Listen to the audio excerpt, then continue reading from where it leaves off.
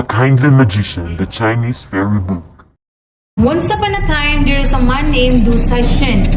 In his youth, he was a spendthrift and paid no heed to his property. He was given to drink and idling. When he had gone through all his money, his relative cast him out. One winter day, he was walking barefoot about the city with an empty stomach and torn clothes. Evening came on and still he had not found any food.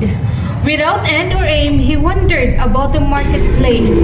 He was hungry, and the cold seemed nigh and endurable. So he darted his eyes upward and began to lament aloud. Suddenly an ancient man stood before him, leaning on a staff, who said, "What do you lack since you complain so?" "I am dying of hunger," replied, "and not a soul will take a pity on me." How much money will you need in order to live in all comfort? "If I had 50,000 pieces of copper, it would answer my purpose." That will not answer. "Well then, 1,000,000. That is still too little. Well, then 3,000,000. That is well spoken. He fetched 1,000 pieces of copper out of his sleeve and said, "That is for this evening. Expect me tomorrow by noon at the Persian Bazaar." At the time, said Du Shen went there, and sure enough, there was the ancient who gave him 3,000,000 pieces of copper. Then he disappeared without giving his name. When Du Shen held the money in his hand, his love for prodigality once more awoke. He rode pampered steeds, clothed himself in the finest furs, went back to his wine, and led such an extravagant life that the money gradually came to an end. Instead of wearing brocade, he had to wear cotton, and instead of riding horseback, he went to the dogs. Finally, he was again running about barefoot and in rags as before, and did not know how to satisfy his hunger. Once more he stood in the marketplace and sighed, but the ancient was already there, took him in the hand and said, "Are you back already to where you were? That is strange. However, I will aid you once more." But Du Shen was ashamed and did not want to accept his help. Yet the ancient insisted and led him along to the Persian Bazaar. This time he gave him 10,000,000 pieces of copper, and Du Shen thanked him with shame in his heart. With money in hand, he tried to give in to adding to it, and saving in order to gain great wealth. But, as is always the case, it is hard to overcome ingrown faults. Gradually, he began to fling his money away again, and give free rein to all his desires. And once more his purse grew empty.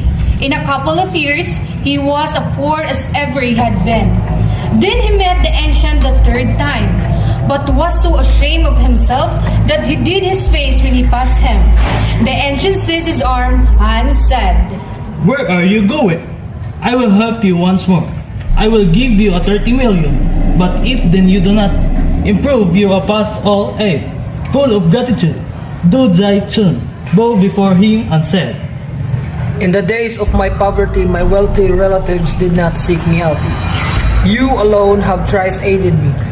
The money you give me today shall not be squandered, that I swear.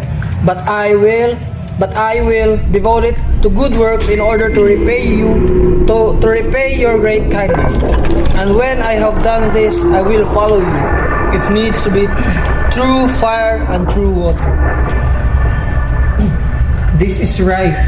When you have ordered these things, ask for me in the temple of Laozi, beneath the 2 mulberry trees.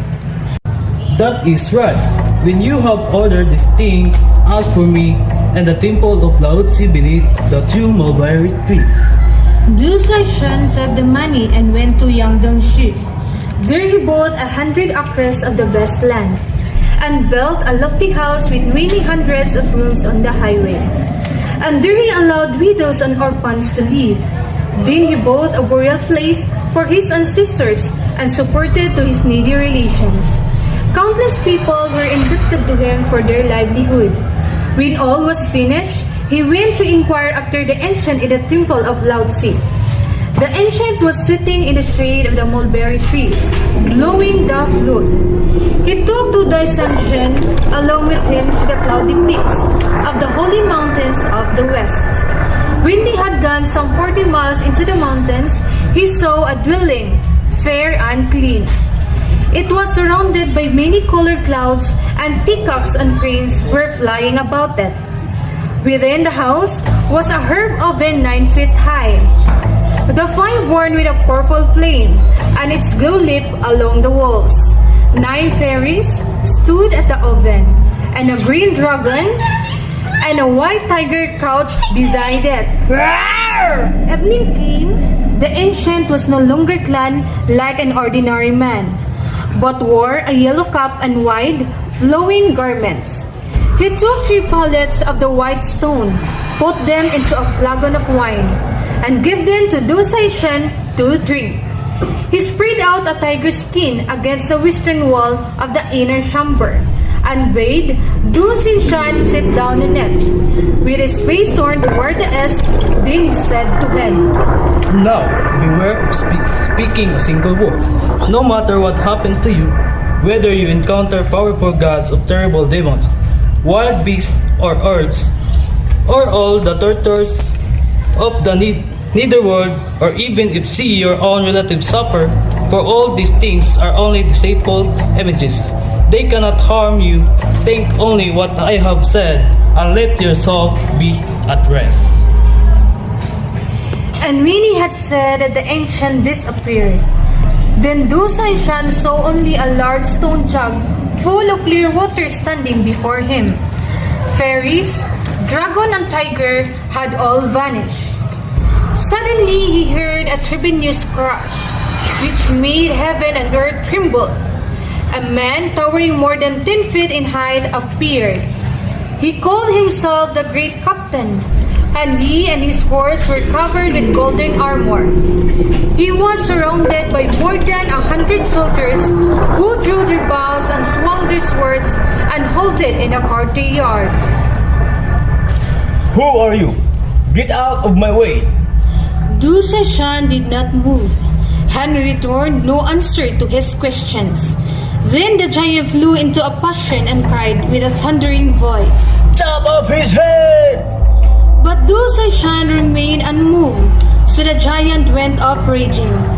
Then a furious tiger and a poisonous serpent came up roaring and hissing. Roar! To bite him and leap off. Roar! But Du Saishan remained unperturbed in spirit, and after a time they dissolved and vanished. Suddenly, a great rain began to fall in streams. It thundered and lightning insistently, so that his ears rang and his eyes were blinded. It seemed as though the house would fall. The water rose to a flood in a few moments' time and streamed up to the place where he was sitting. But Du Saishan remained motionless and paid no attention to it. And after a time, the water receded. Then came a great demon with the head of an ox. He set up a kettle in the middle of the courtyard, in which bubbled boiling oil. He caught Du Saishan by the neck with an iron fork and said, If you will tell me who are you, I will let you go. Du Saishan shut his eyes and kept silent. Then the demon picked him up with a fork and flung him into the kettle. He withstood the pain, and the boiling oil did not harm him. Finally, the demon dragged him out again and drew him down the steps of the house before a man with red hair and blue face, who looked like the prince of the netherworld. The latter cried, Drag in his wife. After a time, Du Saishan's wife was both in chains. Her hair was torn and stripped bitterly. The demon pointed Du Saishan and said, If you will speak your name, we will let her go. But he answered not a word. Then the prince of evil had a woman tormented in all sort of ways, and she pleaded with Du Saishan. I have been wife. Now for 10 years, you will not speak one little word to save me. I can endure more. And the tears ran in streams from her eyes. She screamed and scolded, yet he spoke not a word. Thereupon the prince of evil shouted, Chop her into bits. And there, before his eyes, it seemed as though she were really being chopped to pieces. But Du Saishan did not move. "The scoundrel's mission is full," cried the prince of evil. "He shall dwell no longer among the living, off with his head." And so they killed him. It seemed to him that his soul fled his body. The ox-headed demon dragged him down into the nether regions, where he tasted of the tortures in torn. But Du Saishan remembered the words of the ancient, and the tortures to seem bearable. So he did not scream and said not a word. Now he was once more dragged before the prince of evil. The latter said, "As punishment for his obstinacy, this man shall come to earth again in the shape of a woman." The demon dragged him to the well of life, and he returned of earth in the shape of a girl. He was often ill, had to take medicine continually, and was pricked and born with hot needles. Yet he never uttered a sound. Gradually, he grew into a beautiful maiden. But since he never spoke, he was known as a dumb maid. A scholar finally took him for his bride, and they lived in peace and good fellowship. And a son came to them who, in the course of 2 years, was already beyond measure wise and intelligent. One day, the father was carrying the son on his arm. He spoke jestingly to his wife and said, When I look at you, it seems to me that you are not really dumb. Won't you say one little word to me? How delightful it would be if you were to become my speaking rose.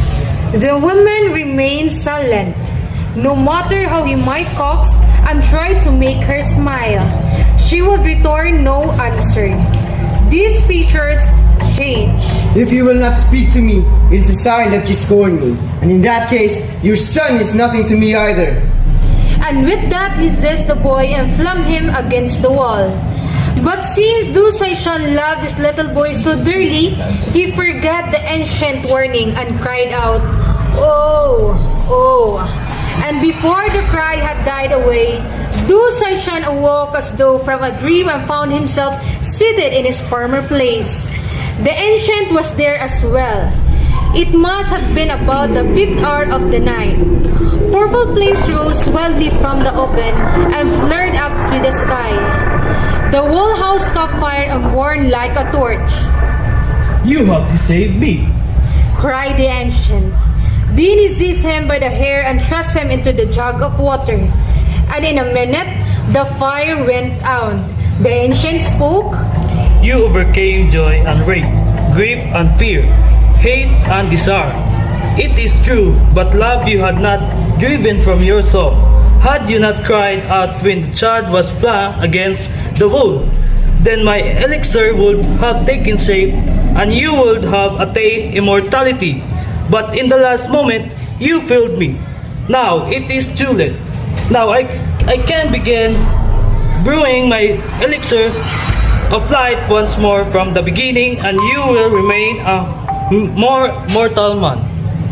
Du Saishan saw the oven had burst, and that instead of the philosopher's stone, it held only a lump of the iron. The ancient man cast aside his garments and chopped it up with a magic knife.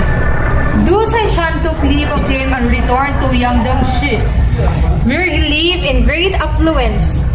In his old age, he regretted that he did not complete his task. He once more went to the mountain to look for the ancient, but the ancient had vanished without leaving a trace. Pieces of copper are the ancient Chinese copper coins with a hole in the middle, usually hung on strings to the number of 500 or 1,000. Money had a greater purchasing power in ancient China.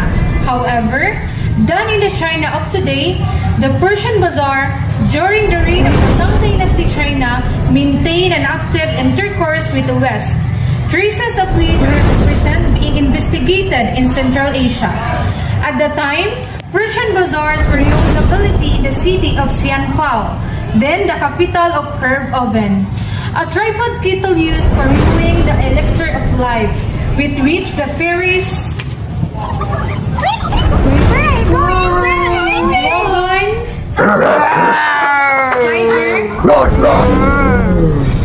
are connected. inflicted. In order to prepare the elixir, the master must have absolute endurance. It is for the reason that he had placed Du Saishan in his step by means of kindness. The yellow cup which the master wears is connected with the face of the yellow ancient. The prince of the netherworld, Yan Wang, or Yan Luang, who is the Indian god Yama. There are in all 10 princes of the netherworld, of whom the fifth is the highest and most feared. Obstinacy. Literally, his real appearance is resistance, or the keeping secret of a thing. This quality belongs to the yin, the norm of feminine principle and determines. Du Saishan's reappearance on earth as a woman. Purple flames rose wildly from the oven, though Du Saishan had overcome his iron emotions, so that the fear and terror did not affect him. Love and love in its highest form. Mother love still remained in him. This love created the flames which threatened to destroy the building. The highest point in Taoism, as in Buddhism, is however the absolute negation of all feeling.